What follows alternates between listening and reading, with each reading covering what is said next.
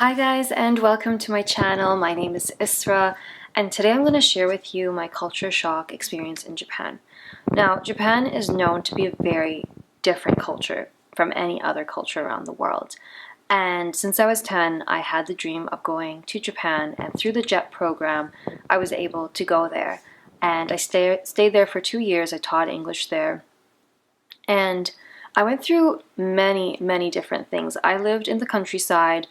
I was by myself, and when you're by yourself in a country far away from your home country, you experience yourself. You experience your inner world.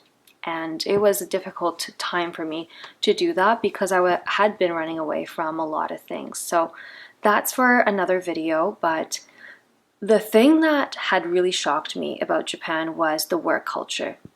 I had studied quite a bit of things in university about Japan. I watched anime quite a bit, a lot of shows, and I thought, okay, maybe if I just studied for a bit and I learned about the culture, about bowing instead of shaking hands, and about just the nonverbal communication that's present in Japan, and how there's an emphasis on the other over the individual. So it's a collectivistic kind of society compared to North America, where it's about the individual, not about the group.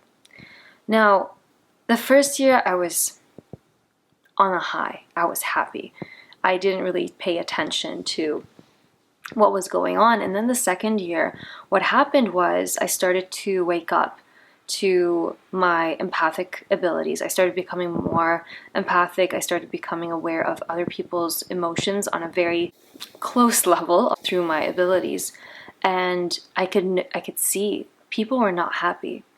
I could see that they were working until 9, 10 p.m.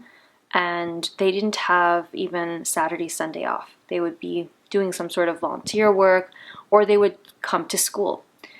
So when I speak about this, I'm specifically speaking about the schooling system, but I know that is also applicable to other jobs, to other careers that are present in Japan. It bothered me because I would end at 4 p.m. and then they would stay to 9 or 10 p.m. I was very uncomfortable with that, and I saw that they were not happy. So one time I had a conversation with one of the English-Japanese teachers, and I stayed until actually 9 just to experience it, to see how it is for them and what they actually do. And I asked one of the teachers, I'm like, don't you want to just go home and spend time with your family?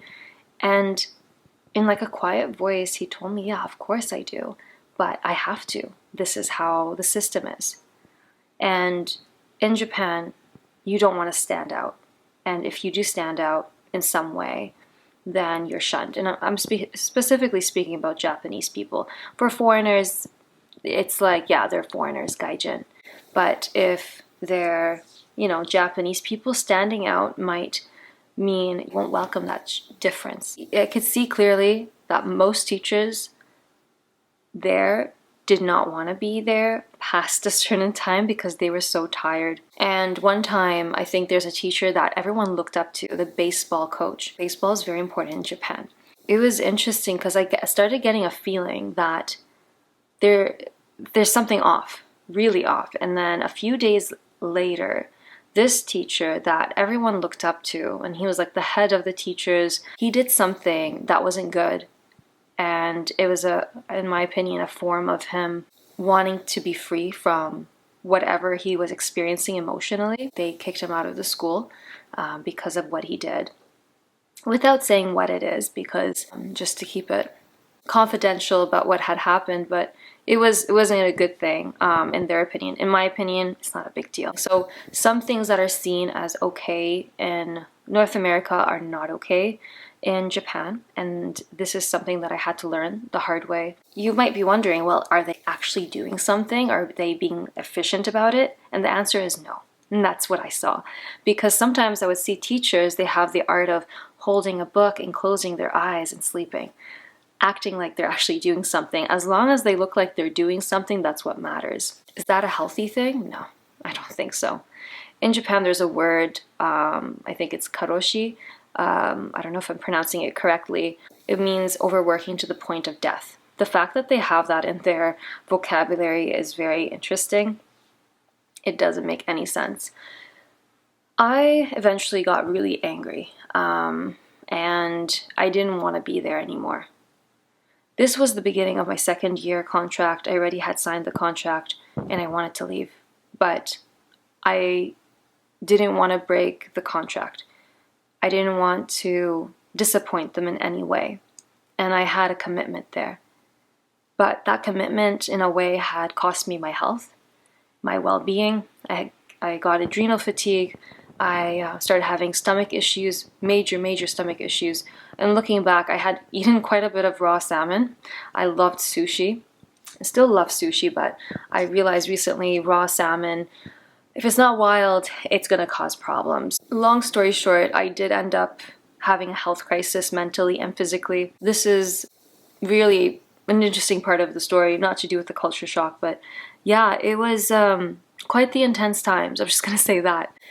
I still love Japan. I want to go back there. I would not go back there as a teacher. I would go back there as a tourist because I can't witness this anymore. I would say one of the best things to do when you are going through a culture shock is to have support, to have someone to talk to about it instead of keeping it inside, because that will fester and it will get worse and might cause depression, lash out on someone. So it's very important that you do have someone, a support group, a person, a friend who can be there for you to hear you out. I did also experience reverse culture shock when I came back to Canada, seeing how everyone here was pretty much at still the same place, and I transformed completely, and I saw that I don't see things the same way I saw them when I left Canada. So that also took me a couple months, about 6 months, to overcome and to see that, wow, okay, like things have changed. So if you have any particular questions, feel free to comment below. Thank you so much for watching. Like the video and subscribe to my channel, and I look forward to seeing you very, very soon.